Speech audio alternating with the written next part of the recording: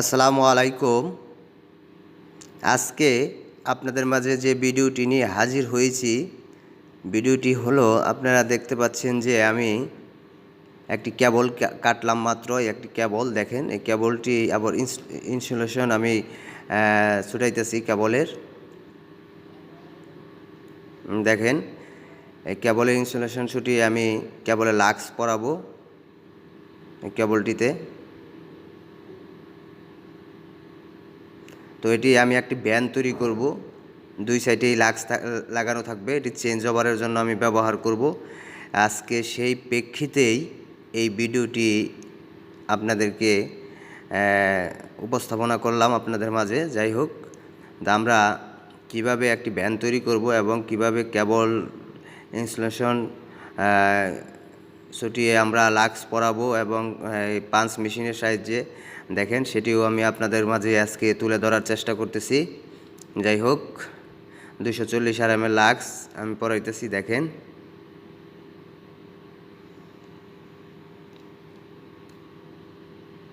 আমাদের এই punch machine এখানে 180 এবং 240 এই লাগিয়ে দিছি আমরা। এই যে দেখেন, এই ব্যান্ডটি আমরা করব, এইটার মাপে আমরা এই ব্যান্ড করব। আমাদের আগের যে ব্যান্ডটি ছিল ওটি সমস্যা হয়েছে। এটি মূলত আমাদের চেঞ্জ ওভারের কাজের জন্য আমরা ব্যবহার করব। যারা ইলেকট্রিক্যালের কাজ করেন তারা হয়তো জানেন যে চেঞ্জ ওভারের জন্য কি কি ইনস্ট্রুমেন্ট কি লাগে। তো এই যে দেখেন, আমরা এই পাঞ্চ মেশিনের সাহায্যে আজকে এটি পাঞ্চ করব। এটি আপনারা দেখেন, এই যে অটো পাঞ্চ মেশিন।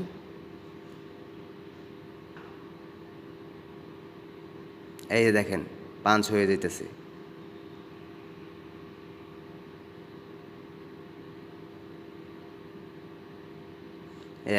এক সাইড পাঞ্চ হয়ে গেছে, আরেক সাইড করতেছি। আরেক সাইড আমরা করার চেষ্টা করতেছি। দেখেন,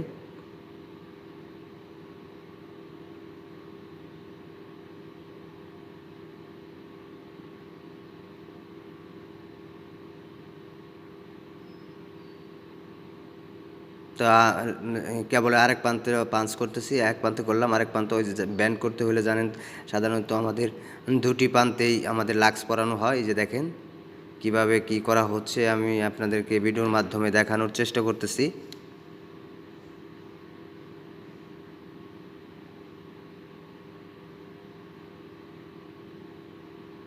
পাঞ্চ হইতেছে, এটি পাঞ্চ করা হচ্ছে। দেখেন,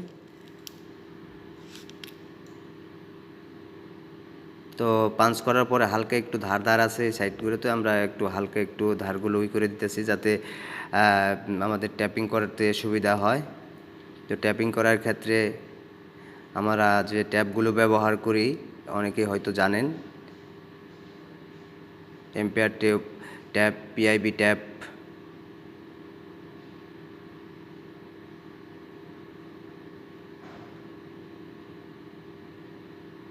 যাই হোক, সবাইকে ধন্যবাদ। সবাই ভালো থাকবেন। আসসালামু আলাইকুম। আপনাদের জন্য সামনে আরেকটি ভিডিও নিয়ে আসবো।